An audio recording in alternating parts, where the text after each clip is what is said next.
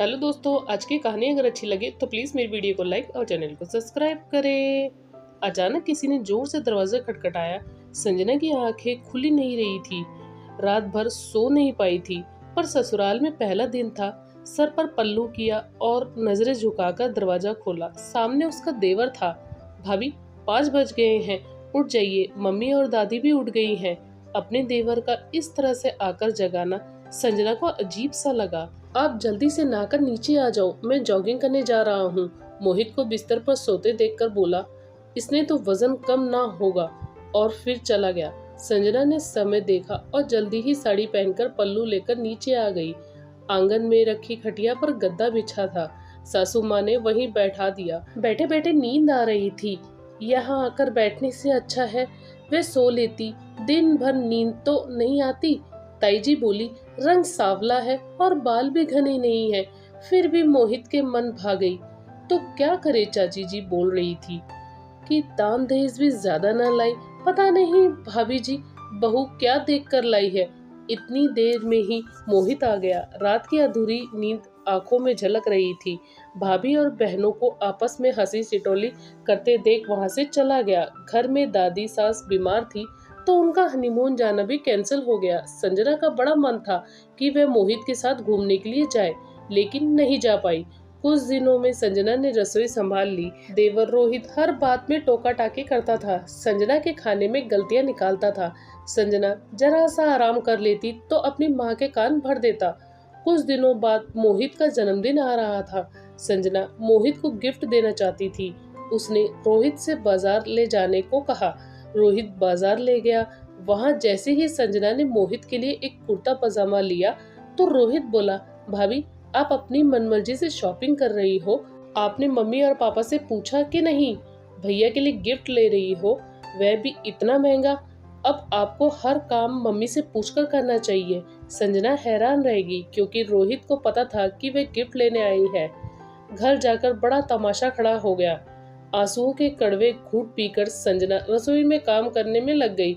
मोहित को उसने रात को गिफ्ट दे दिया। मोहित से रोहित 5 साल छोटा था, पर बड़ा ही चालाक किस्म का था। संजना के ताऊजी उसी शहर में रहते थे। एक दिन उन्होंने संजना और मोहित को दोपहर के खाने पर बुलाया। रोहित बोल पड़ा, क्या भाभी थोड़ा जल्दी आते, आपके रहते हुए मम्मी को खाना बनाना पड़ रहा है।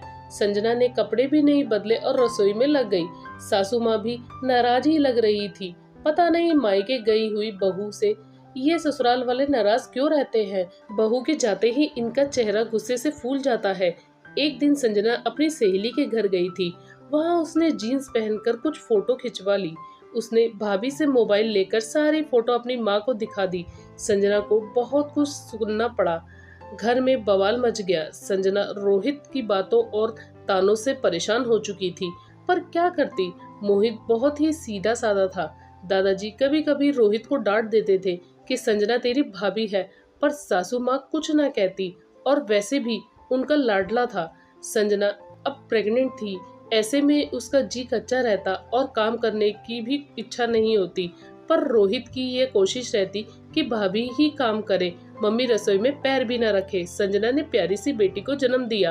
अब तो अपनी बेटी में व्यस्त रहने लगी, पर अपने देवर रोहित में जरा भी सुधार न देखकर संजना भी दुखी रहने लगी थी। अपनी माँ को ये बातें बताकर वह परेशान नहीं करना चाहती थी। एक दिन संजना की 6 महीने की बच्ची बाहर खेल रही थी और संजना रसोई में खाना बना रही थी। अचानक से रोने की आवाज आई। संजना उसे दूध पिलाने के लिए बाहर आई तो रोहित ने झट से पीहू को गोदी में उठा लिया। भाभी, पीहू का बहाना नहीं चलेगा।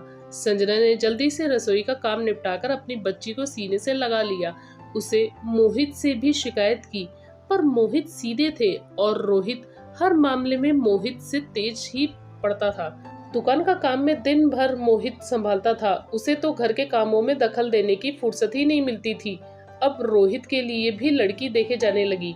रीमा शादी करके घर आई। रीमा जैसी सुंदर पत्नी पाकर बहुत खुश था। पूरी शादी में पीहू किसी की गोद में नहीं आई। संजना ने शादी का काम निपटाया और बच्ची को संभाला। शादी के दूसरे दिन 8 बज गए, पर रीमा कमरे से निकलकर बाहर नहीं आई। तो संजना ने जोर से दरवाजा खटखटाया तो रोहित बाहर निकला। भाभी, ये क्या तरीका है? रीमा सो रही है, उसे शादी की थकान हो गई है। पहले 2 कप चाय भिजवा दीजिए। उठ जाएगी। वैसे भी क्या जल्दी है, कुछ काम तो है नहीं। रीमा को थोड़ी देर और सोने दो। रोहित की बात सुनकर संजना हैरान रह गई। घर की बहू तो 5 बजे उठती है, पर रीमा तो अभी तक सो रही है। सासू माँ भी बोली, नई नवेली है, सोने दे संजना।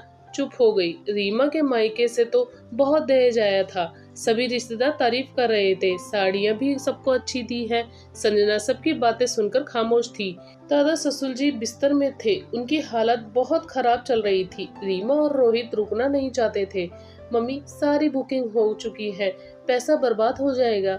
हम दोनों हनीमून पर जाते हैं, कुछ होगा तो आप सब बड़े तो घर में हैं। रोहित ये कहकर निकल गया। 4 दिन बाद ही दादाजी चल बसे, पर वे दोनों अपना पूरा हनीमून मनाकर आए। आते ही किसी ने उन्हें कुछ नहीं कहा। रोहित ने अपने मोबाइल पर मम्मी को रीमा की जीन्स में फोटो दिखाए, जिसे देखकर सास बहुत खुश हुई। उन्होंने बहू की जीन्स पहनने पर जरा भी तमाशा नहीं किया। रसोई के कामों को कम करती थी।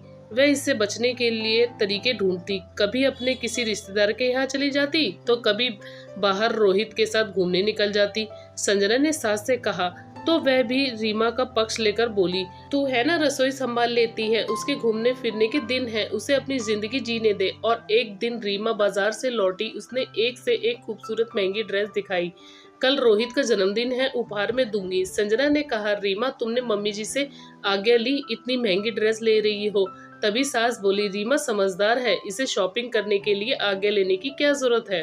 संजना अपने देवर रोहित और सासू माँ का पक्षपात रोज देख रही थी। अब पानी सर तक आ गया था। एक दिन रोहित कहता है, भाभी हम दोनों शाम को घूमने जा रहे हैं, मम्मी से पूछ लिया है, आप खाना बनाकर रख लेना, हम भी आकर घर का ही खाना खाएंगे। संजना का गुस्सा फूट पड़ता है। देवर जी, आपकी पत्नी भी इस घर की बहू है, इसकी भी कुछ जिम्मेदारियां हैं। अब इसकी बारी है। आपकी पत्नी को सोने की, घूमने की, शॉपिंग करने की, कुछ भी पहनने की आजादी है। वह भी कुछ भी कर सकती है।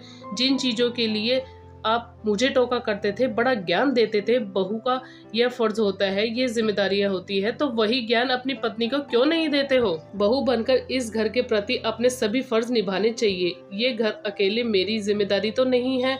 मेरी तो बिटिया रो रही है और उसे मेरी जरूरत है। मम्मी जी, आप और आपकी लाडली बहू यह रसोई संभाले, मैं अकेली ये रसोई नहीं संभालूंगी।